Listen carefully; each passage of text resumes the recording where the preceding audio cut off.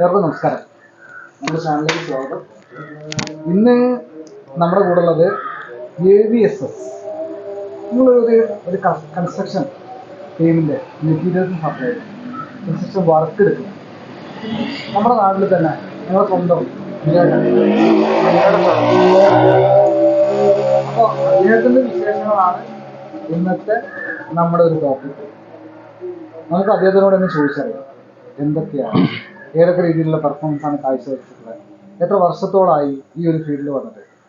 ഇതിനോട് പറയും ഏകദേശം എത്ര വർഷമായി ഈ ഒരു ഫീൽഡിൽ സ്റ്റാർട്ട് ചെയ്തിട്ട് വർക്ക്? ഞാൻ ഈ ഫീൽഡ് സ്റ്റാർട്ട് ചെയ്തിട്ട് 1998 കോയാൻ കമ്പനി എന്നുള്ളൊരു പ്രസ്ഥാനത്തിൽ ആന്ധ്രാപ്രദേശിലാണ് വർക്ക് ചെയ്തത്. അവിടെ ഞാൻ വർക്ക് ചെയ്ത് 2021 ഞങ്ങളെ മാരേജ് ആയിരുന്നു. അത് കഴിഞ്ഞതിന് ശേഷം ഞാൻ നാട്ടിൽ സെറ്റിലായി. 2023 മുതൽ നമ്മളെ പ്രസ്ഥാനം ഇവിടെ നാട്ടിൽ സംരംഭം ഇവിടെ നാട്ടിൽ തന്നെ ആയി. ഇവിടെ ഉറപ്പിച്ചു. ഇപ്പം നാട്ടിലുള്ള കുറച്ച് കമ്പനീസ് മറ്റുള്ള ഈ കോൺട്രാക്ടേഴ്സൊക്കെ ആയിട്ടുള്ള വർക്ക് നമ്മളെടുത്ത് ടൈപ്പോട് കൂടി ഇവിടെ അങ്ങനെ പോകുന്നു. ഏതൊക്കെ കൺസ്ട്രക്ഷൻ ടീമുകളാണ് മെയിനായിട്ട് നിങ്ങളായിട്ട് ടൈപ്പ് ആയിട്ടുള്ളത്? കുറേ ഉണ്ട്. നമ്മുടെ ഇപ്പോൾ ഇവിടെ വലിയൊരു വർക്കായിട്ടുള്ള ജൽജൻ മിഷന്റെ അതർ കൺസ്ട്രക്ഷൻസ്.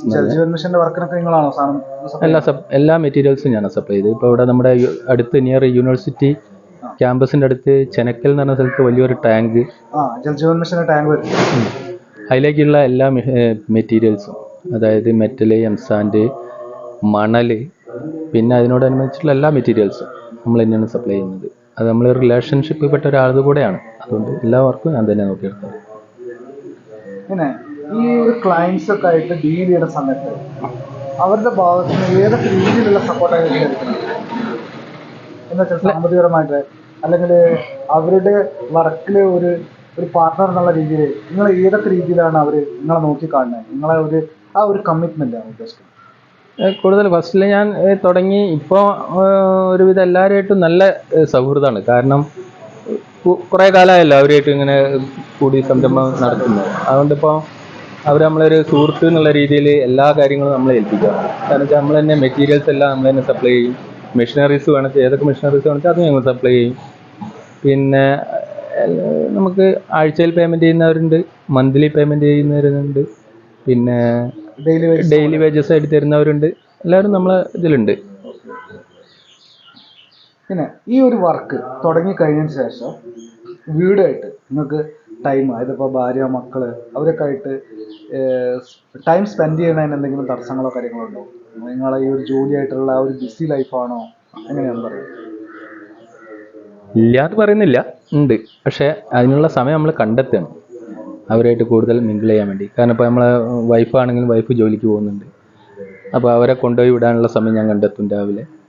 അതുമാതിരി തിരിച്ചിങ്ങോട്ട് കൂട്ടിക്കൊണ്ടുവരാനുള്ള സമയം കണ്ടെത്തും. പിന്നെ നമ്മളെ വർക്ക് എന്ന് പറഞ്ഞിട്ട് വെച്ചാൽ നമ്മളെ സമയം എന്ന് പറഞ്ഞാൽ കൃത്യസമയമല്ലല്ലേ. നമ്മൾ ചിലപ്പോൾ രാവിലെ 5 മണിക്ക് പോകേണ്ട സമയം ഉണ്ടാവും, നേരെ മറിച്ച് പിന്നെ അതുമാതിരി വൈകുന്നേരം ലേറ്റായിട്ട് വരുന്ന സമയം ഉണ്ടാവും. അതിനനുസരിച്ച് വീടും നമ്മളെ കുടുംബവും നമ്മളോട് അതിനനുസരിച്ച് മിങ്കിൾ ചെയ്താണ് പോകുന്നത്. വൈഫ് എവിടെയാണ് വർക്ക് ചെയ്യുന്നത്? വൈഫ് വർക്ക് ചെയ്യുന്നത് സിവിൽ സപ്ലൈസ്.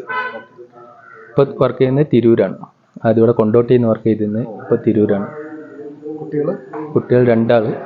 മൂത്ത മകള് PG ചെയ്യുന്നു, മകൻ ഇവിടെ കുറ്റിക്കാട്ടൂർ നമ്മുടെ പോളിടെക്നിക്കിലാണ് വർക്ക് ചെയ്യുന്നത്. വർക്ക് ചെയ്യല്ല, പഠിച്ചുകൊണ്ടിരിക്കട്ടോ.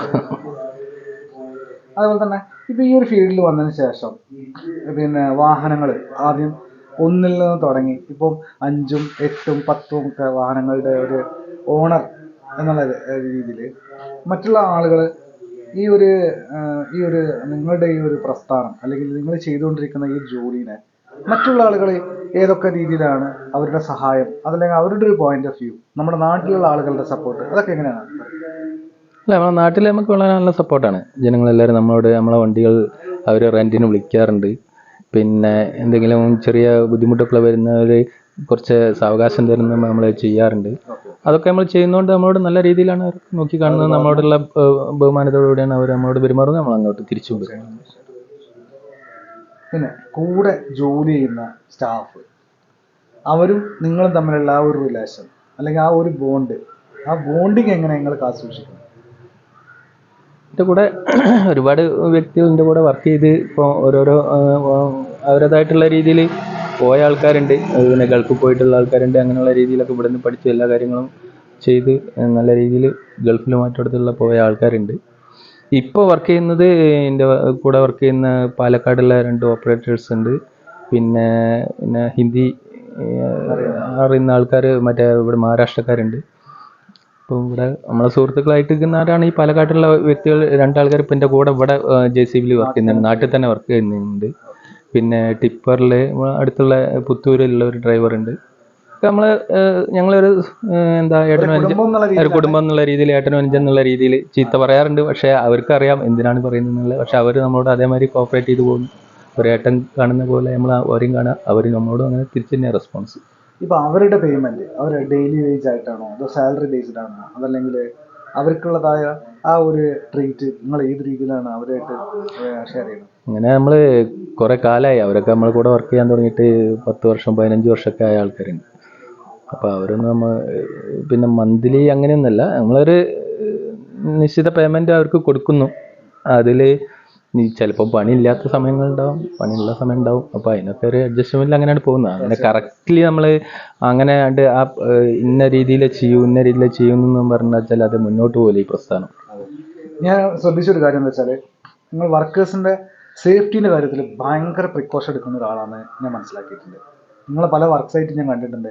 എൻ്റെ വർക്ക് സൈറ്റിൽ പോലും നിങ്ങൾ വർക്ക് ചെയ്തിട്ടുണ്ട്. ഞാനൊരു ബിൽഡിംഗ് എടുത്ത സമയത്ത് പോലും നിങ്ങൾ വർക്ക് അവിടെ ചെയ്തിട്ടുണ്ട്. അപ്പോഴൊക്കെ ഞാൻ ശ്രദ്ധിച്ചിട്ടുള്ള ഒരു കാര്യം, അവരെ നിങ്ങൾ കെയർ ചെയ്യണത് ഭയങ്കര ഒരു പിന്നെ അഡോറബിൾ ആയിട്ടുള്ള സ്റ്റൈലിലാണെന്ന് ഞാൻ മനസ്സിലാക്കിയത്. അപ്പോൾ അതിൻ്റെയൊക്കെ പുറകിലുള്ള ഒരു പിന്നെ ഛേദോവികാരം എന്ന് പറയുന്ന സംഭവം എന്താണ്? അതെന്താണ് കാര്യം? അത് നമ്മുടെ ജീവിതത്തിൻ്റെ ഒരു ഉണ്ടായ അനുഭവങ്ങളാണ്. നമ്മളെ വർക്കേഴ്സിനെ സ്വന്തം കുടുംബത്തിലെ ആളെ പോലെ കാണാനുണ്ടായ ഒരു കാര്യം. കാരണം എന്താണെന്ന് വെച്ചാൽ ഞാനൊക്കെ ഇതേ വർക്ക് കൂടെ മുന്നോട്ട് വന്ന ആളാണ്.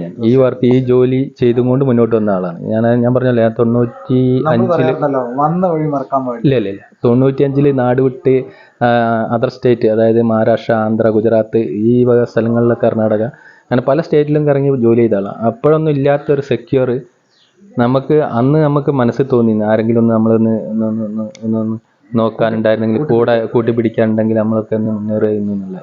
പക്ഷെ ആ ഒരു സെക്യൂർ ഞങ്ങൾ ഇന്ന് നമ്മളെ ഓപ്പറേറ്റേഴ്സിനും നമ്മളെ കൂടെ വർക്ക് ചെയ്യുന്നവർക്കും കൊടുക്കുന്നു. കാരണം എന്താ വെച്ചാൽ അവരൊക്കെ നല്ല രീതിയിൽ വരട്ടെ എന്നുള്ള നമ്മളെയും കൂടി ഒരു താല്പര്യം. അവർ ഒന്ന് മുൻപന്തിയിൽ വരട്ടെ, അവരും ഈ പിന്നെ ജോലി ചെയ്യുന്ന ആൾക്കാരാണെങ്കിൽ അവരും നമ്മളെ കൂടെ നമ്മളെമാതിരി സമൂഹത്തിൽ ജീവിക്കേണ്ട ആൾക്കാരാണെന്നുള്ള ഒരു മനോഭാവം നമുക്ക്. നല്ലൊരു കാര്യം. അതുപോലെ തന്നെ പേരൻസിനെ കുറിച്ച് പറഞ്ഞില്ല. പേരൻസ് അച്ഛനും അമ്മയും പിന്നെ ഒരു അനുജനും ഒരു പെങ്ങളുമാണ് എനിക്ക്. അവർ പെങ്ങളെ കല്യാണം കഴിഞ്ഞു, അനുജൻ കല്യാണം കഴിച്ചു. അച്ഛനും അമ്മയും ഇപ്പോഴും ഉണ്ട്, തറവാട്ടിലാണ്. അച്ഛനും താമസിക്കുന്നത്. ഇവിടെ വരും, അടുത്ത് തന്നെയാണ് വീട്. അതേപോലെ തന്നെ ശരിക്കും പറഞ്ഞാൽ ഇങ്ങനെയുള്ള ഒരു പ്രൊഫഷൻ ആവുന്ന സമയത്ത് പോലീസിൻ്റെ ഭാഗത്തുനിന്ന്, അതല്ലെങ്കിൽ പൊല്യൂഷനായിട്ട് ബന്ധപ്പെട്ട സംഭവങ്ങൾ, കാര്യങ്ങൾ, അതേപോലെ തന്നെ ഈ നമ്മുടെ പാരിസ്ഥിതി പ്രശ്നങ്ങളായിട്ട് ബന്ധപ്പെടുന്ന നമ്മുടെ ഗവൺമെൻറ് തലത്തിലുള്ള ഉദ്യോഗസ്ഥരൊക്കെ ആയിട്ടുള്ള ഡീലിങ്സിനെ കുറിച്ച് എന്താണ് പറയാറ്? അവർ നല്ല സപ്പോർട്ട് തന്നെയാണോ? നല്ലതും ചീത്തയായ സപ്പോർട്ടും രണ്ടും ഉണ്ട്. അതായത് നമ്മൾ നല്ല രീതിയിലുള്ള വർക്കുകൾ കാഴ്ചവെക്കുമ്പോൾ അവർ നമ്മൾ സപ്പോർട്ട് ചെയ്യും. പറ്റാത്ത രീതിയിലുള്ള വർക്കുകൾ ചെയ്യുമ്പോൾ അവർ നമ്മളോട് എതിരായിട്ട് തന്നെ നിൽക്കും.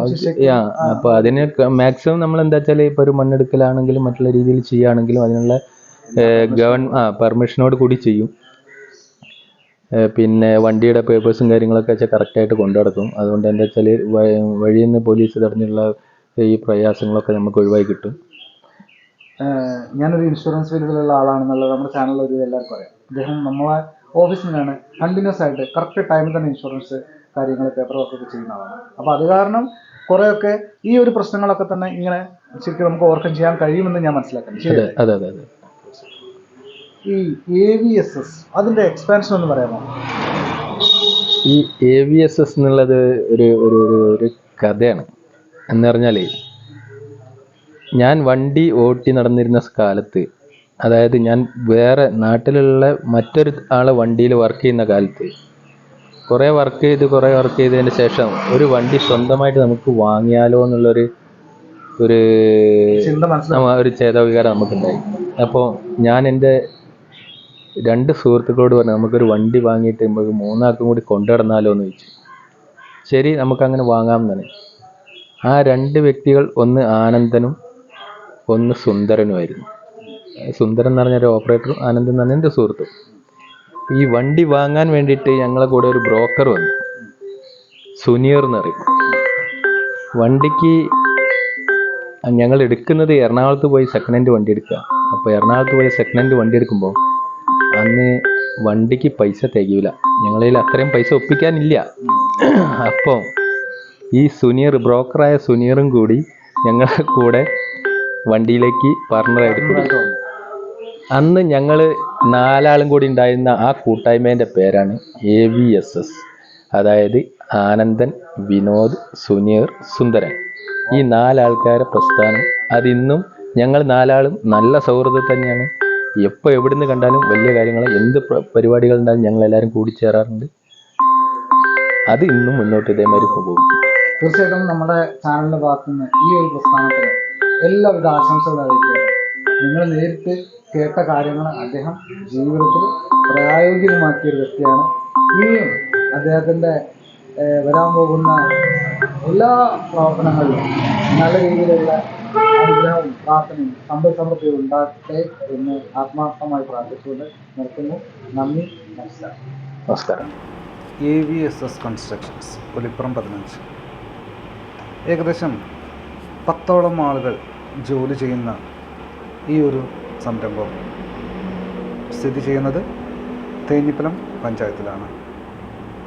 നിങ്ങൾക്ക് കൺസ്ട്രക്ഷനുമായി ബന്ധപ്പെട്ട എന്ത് ജോലികൾക്കും സ്ക്രീനിൽ കാണുന്ന ഈ നമ്പറിൽ ബന്ധപ്പെടാവുന്നതാണ്.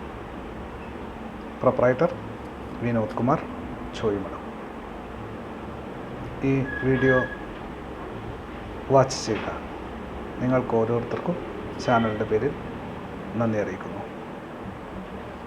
ഏവരും ചാനൽ സബ്സ്ക്രൈബ് ചെയ്യുക, സപ്പോർട്ട് ചെയ്യുക. നന്ദി, നമസ്കാരം.